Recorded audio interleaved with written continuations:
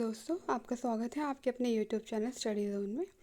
आज का हमारा टॉपिक है स्वच्छंदतावादी आलोचना, ऐतिहासिक आलोचना, मनोविश्लेषणवादी आलोचना, मार्क्सवादी आलोचना और नई समीक्षा। तो चलिए शुरू करते हैं। तो स्टार्ट करते हैं स्वच्छंदतावादी आलोचना से। स्वच्छंदतावादी आलोचना का विकास हिंदी की छायावादी काव्यधारा के मूल्यांकन के साथ हुआ। पुराने आचार्यों ने छायावादी काव्य की नवीन चेतना को सही परिप्रेक्ष्य में नहीं समझा और ना उसका ठीक से मूल्यांकन किया। छायावादी कवियों ने अपने काव्य के समुचित मूल्यांकन के लिए जहां अपने काव्य सिद्धांतों और मान्यताओं को स्पष्टता के साथ प्रस्तुत किया, वहीं नए आलोचकों को प्रेरित एवं प्रभावित करके छायावादी या स्वच्छंदतावादी काव्यालोचना का मार्ग प्रशस्त किया। वाजपेयी जी के साथ ही डॉक्टर नरेंद्र ने छायावादी काव्य का जो मूल्यांकन प्रस्तुत किया, वह भी हिंदी की स्वच्छंदतावादी आलोचना को परिपुष्ट करने वाला है। छायावादी कवियों ने अपने काव्य के समुचित मूल्यांकन के लिए जहां अपने काव्य सिद्धांतों और मान्यताओं को स्पष्टता के साथ प्रस्तुत किया, वहीं नए आलोचकों को प्रेरित एवं प्रभावित करके छायावादी या स्वच्छंदतावादी काव्यालोचना का मार्ग प्रशस्त किया। वाजपेयी जी के साथ ही डॉक्टर नरेंद्र ने छायावादी काव्य का जो मूल्यांकन प्रस्तुत किया, वह भी हिंदी की स्वच्छंदतावादी आलोचना को परिपुष्ट करने वाला है।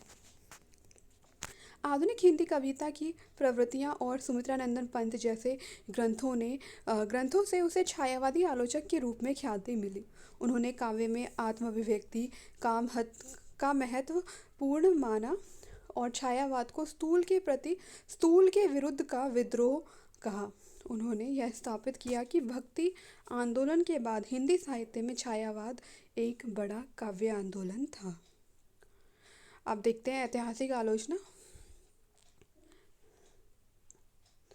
ऐतिहासिक आलोचना, जिसे ऐतिहासिक आलोचनात्मक पद्धति या उच्च आलोचना के रूप में भी जाना जाता है, आलोचना की एक शाखा है जो पाठ के पीछे की दुनिया को समझने के लिए प्राचीन ग्रंथों की उत्पत्ति की जांच करती है, जबकि अक्सर प्राचीन काल के यहूदी और ईसाई लेखन के संदर्भ में चर्चा की जाती है।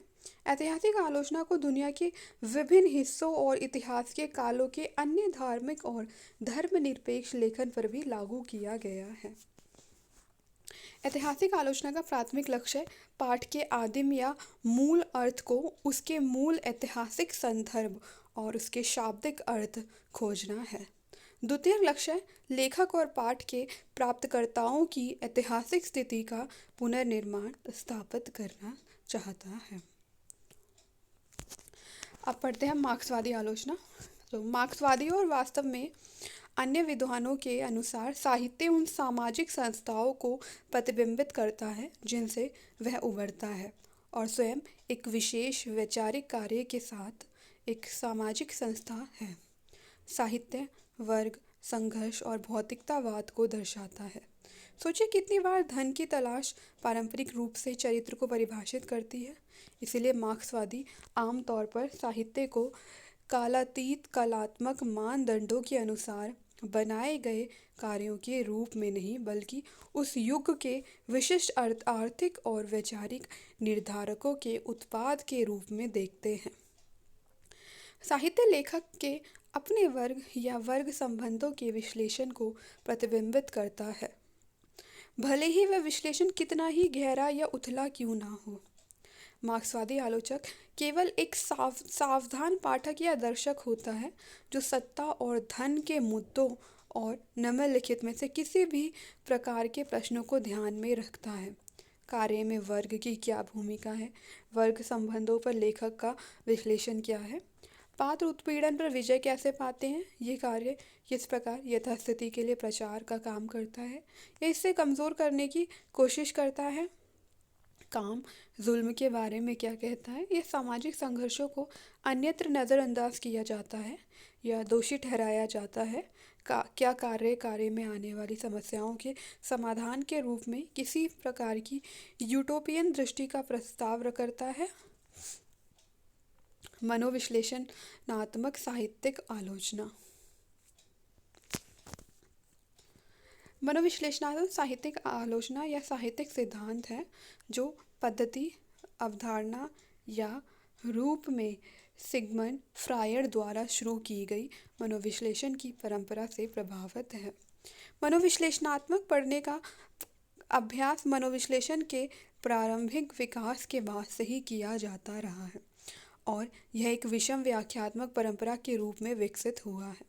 जैसा कि सेलिन सरप्रेनेंट लिखते हैं, मनोविश्लेषणात्मक साहित्यिक आलोचना एक एकीकृत क्षेत्र का गठन नहीं करती, हालांकि सभी प्रकार कम से कम कुछ हद तक इस विचार का समर्थन करते हैं कि साहित्य मूल रूप से मानस के साथ जुड़ा हुआ है। मनोविश्लेषणात्मक आलोचना लेखकों सहित कलाकारों को विक्षिप्त के रूप में देखती है। हालांकि एक कलाकार अपनी कला को विवेक और पूर्णता की ओर वापस लाने का मार्ग खोजकर न्यूरोसिस की कई बाहरी अभिव्यक्तियों और अंतिम परिणामों से बच जाता है। नई समीक्षा। नई समीक्षा की शुरुआत पहल अंग्रेजी साहित्य में हुई। नई समीक्षा 20वीं शताब्दी में आंग्ल अमेरिकी साहित्य में आलोचना की एक प्रमुख प्रवृत्ति के रूप में उभरी। टी.एस. एलियट नई समीक्षा के जनक माने जाते हैं। सन 1941 में प्रकाशित जॉन क्रो रैनसम की पुस्तक द न्यू क्रिटिसिज्म से यह नाम आलोचना के क्षेत्र में रूढ़ हो गया। नई समीक्षा में किसी रचना के ऐतिहासिक और सामाजिक पक्ष पर विचार करने को अनावश्यक माना गया। रचना से हटकर रचनाकार पर जोर देने का भी विरोध किया गया।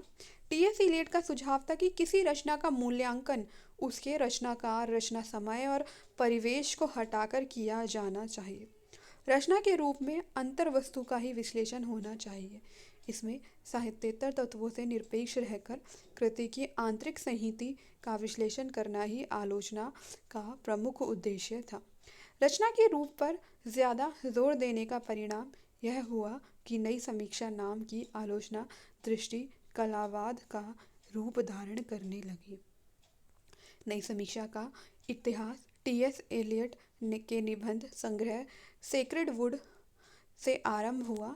आइए रिचर्ड्स की पुस्तक प्रिंसिपल्स ऑफ लिटरेरी क्रिटिसिज्म में भी नई समीक्षा के तत्व मौजूद हैं। नई समीक्षा के मुख्य सिद्धांत।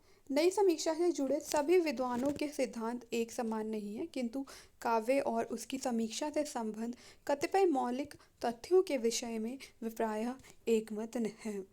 नई समीक्षा की प्रमुख विशेषता निम्नलिखित है।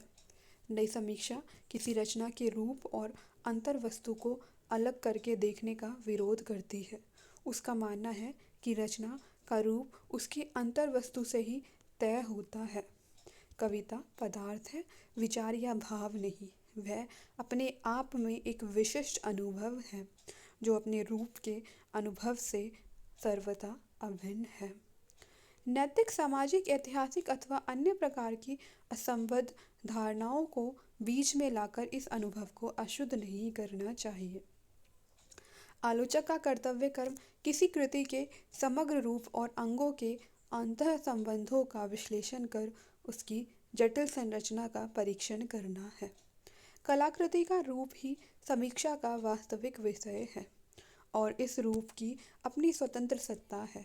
वह किसी अन्य अर्थ का वाहन मात्र नहीं है, अथवा ये कहना चाहिए कि कलात्मक संरचना का समग्र अर्थ रूप में ही निहित है।